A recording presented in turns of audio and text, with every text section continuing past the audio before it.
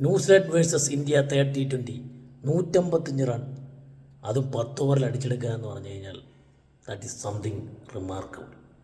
അത് പറയാൻ കാര്യം ന്യൂസിലാൻഡ് ഒരു ചെറിയ ടീമല്ല. നമുക്ക് ഈ ചിലപ്പോൾ ഈ 3 മാച്ചിലെ സീരീസ് ഇത്രയും അനായാസമായിട്ട് ജയിച്ചപ്പോൾ നമുക്ക് തോന്നുന്നത് ന്യൂസിലാൻഡ് ഒരു വളരെ മോശം ടീമാണെന്ന്. പക്ഷേ നിങ്ങൾ ആലോചിക്കുക, ഈ ന്യൂസിലാൻഡ് ടീമാണ് ടെസ്റ്റ് സീരീസ് വാഷ് ഔട്ട് ചെയ്തതും അതുപോലെ തന്നെ ODI സീരീസ് 2-1 ജയിച്ചതും.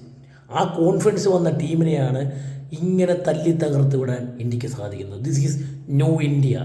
ഇന്ത്യയുടെ പുതിയ ടീമാണ് ഈ യങ് ടീം. അത്രയും കോൺഫിഡൻ്റ് ആയിട്ടാണ് ഈ യങ് ടീം കളിക്കുന്നത്.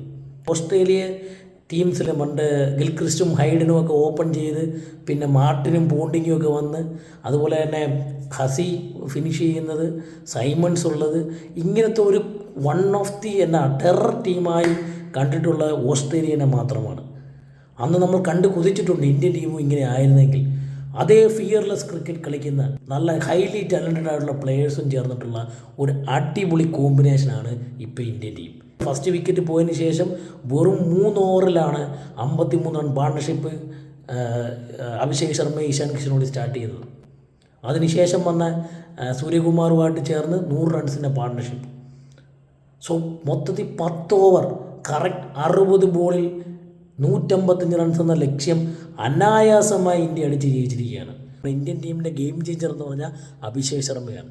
ആ ഓപ്പണിങ്ങിൽ ഇറങ്ങി 14 ബോളിൽ 50 അടിക്കുക എന്ന് പറഞ്ഞാൽ അത് അദ്ദേഹത്തിൻ്റെ മെൻഡറായ യുവരാജിനോട് അത്രയും അടുത്തു. 17 ബോളിൽ ഇതിനു മുമ്പ് അഭിഷേക് ശർമ്മ ഇംഗ്ലണ്ടിനെതിരെ 2025 50 അടിച്ചിട്ടുണ്ട്. പക്ഷേ അദ്ദേഹത്തിൻ്റെ റെക്കോർഡിനെ തന്നെ വീണ്ടും മെച്ചപ്പെടുത്തി 14 ബോളിൽ 50 അടിച്ച് അദ്ദേഹത്തിൻ്റെ മെൻഡറിനോട് വളരെ അടുത്ത് വന്നിരിക്കുകയാണ് അദ്ദേഹം. സോ എന്തൊരു കോൺഫിഡൻസോടെയാണ് അദ്ദേഹം കളിക്കുന്നത്. ഫസ്റ്റ് ബോളിൽ ഇറങ്ങി 6 അടിക്കുകയാണ്. സോ ആ കോൺഫിഡൻസ് ത്രൂ ഔട്ട് ദി ഇന്നിങ്സിൽ അദ്ദേഹം കാണിക്കുന്നതുകൊണ്ടാണ് ഇത്രയും ഫാസ്റ്റാണ് ഇന്ത്യക്ക് സ്കോർ ചെയ്യാൻ പറ്റുന്നത്.